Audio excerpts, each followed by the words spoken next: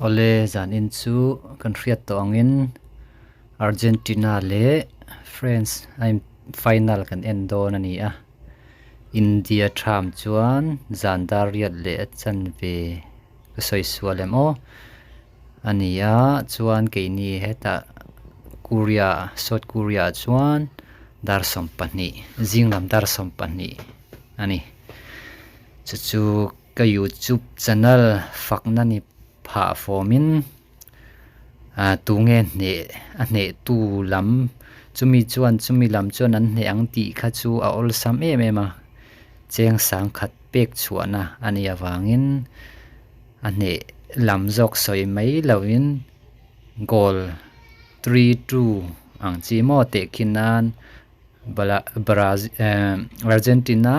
3 chuan France 1 tiang chi khan chuan a pet goal tu ming pakhat tal te khinan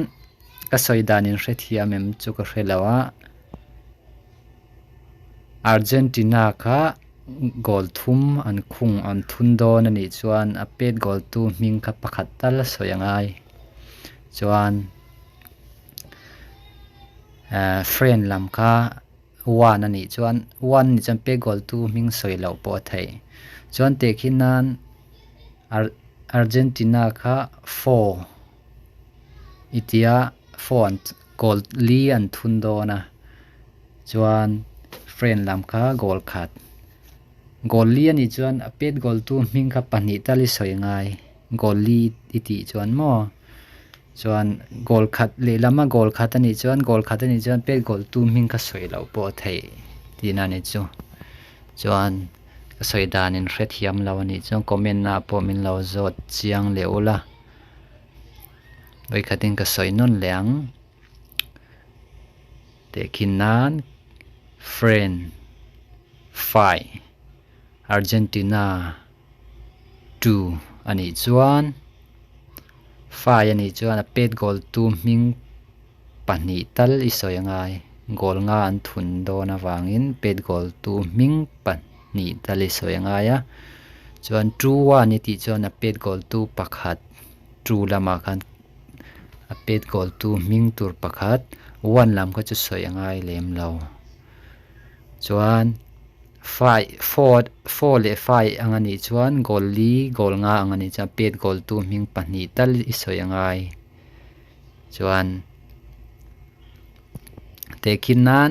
2-2 ani chuan penalty chu kan soi lo mo penalty chu tun an khel na chau ka ni dona 2-2 ani chuan le lam pet goal tu ming pakhat chuan le lam pet goal tu ming pakhat isoi ngai ni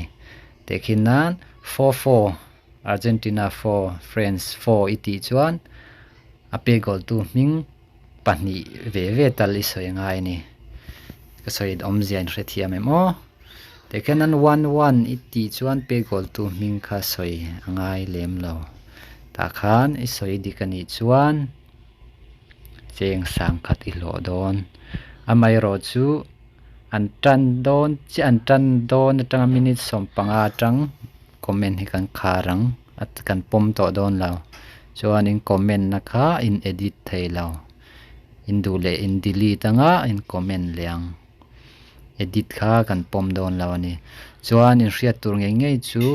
he ka YouTube channel subscriber ani ngei tur ni kan enanga ilo soi dikani po ka channel ilo subscriber lawani chuan lo chan don ti na ni chu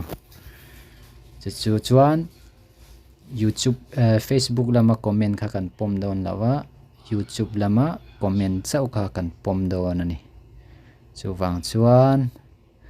lo ti vela pahnih intro ni chuan pahnih a Lawmman sempo angai mai don ti na ni chu tuna ka soi kha hrethiam lo in om chuan